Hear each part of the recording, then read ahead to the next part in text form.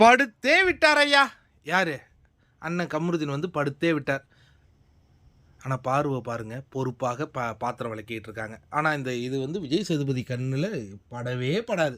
நீ இன்வெஸ்டிகேஷன் வா ராஜா, அப்போயாவது அவங்க பாத்திரம் விளக்கிட்டு இருந்தாங்க, அண்ணன் வந்து ஜம்முன்னு படுத்திருக்காரு.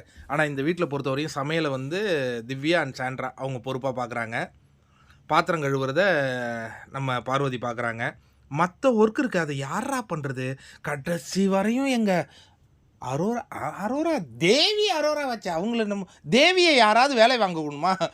ஏய் ஐசு அப்பா, உனக்கு எவ்வளோடா காசு கொடுத்தானுங்க? ஆவுனா நீ தேவி தேவின்னு அந்த பதிவு போடுற, அதை பார்க்கும்போது எனக்கு மன உளைச்சல் ஆகுதுடா. எப்பா கொஞ்சம் மாற்றுங்கடா. டே டைமண்டுங்கிறீங்க, தேவிங்கிறீங்க, அப்போ ஒரு பலூனு அக்கா. துஷாரின் வாழ்க்கையை கெடுத்தவங்கடா.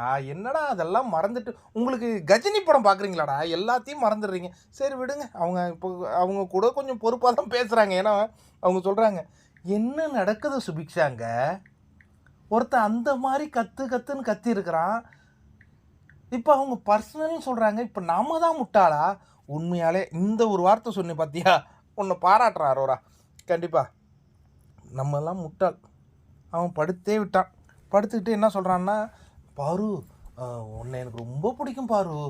என்ன பாரு, அவங்க சாண்ட்ரா தான் பாரு நம்மளை பிரிக்கிறாங்க பாரு. அவங்க நம்ம வாழ்க்கைக்கு எதுக்கு அவங்கள விலக்கு? ஐயோயோ வினோத்தனா, நீ தானே கேட்கணும். உன்னுடைய ரியாக்ஷன் மட்டும்தான் எங்களுடைய மனதில் வந்து போகுது. இந்த ஜோடி பிரியுமா, இது பேச்சப்பா? இப்போ காலில் விழுற அந்த காட்சிக்காக நாங்கள்லாம் இப்போ லைவ் பார்த்துக்கிட்டு இருக்கோம். சரி, யார் என்ன மாதிரியே கூட பார்த்துக்கிட்டு இருக்கீங்க? காலில் விழுந்து மன்னிப்பு கேட்க இருக்கின்றார். நீ யாரு என்ன கேள்வி கேட்க? நீ யாரு? நீ ஒரு பொம்பளையா, நீ ஒரு லேடியா அப்படின்னு கேட்டவர் இப்போ வந்து காலில் விழ போகிறார். அது பார்ப்போம்.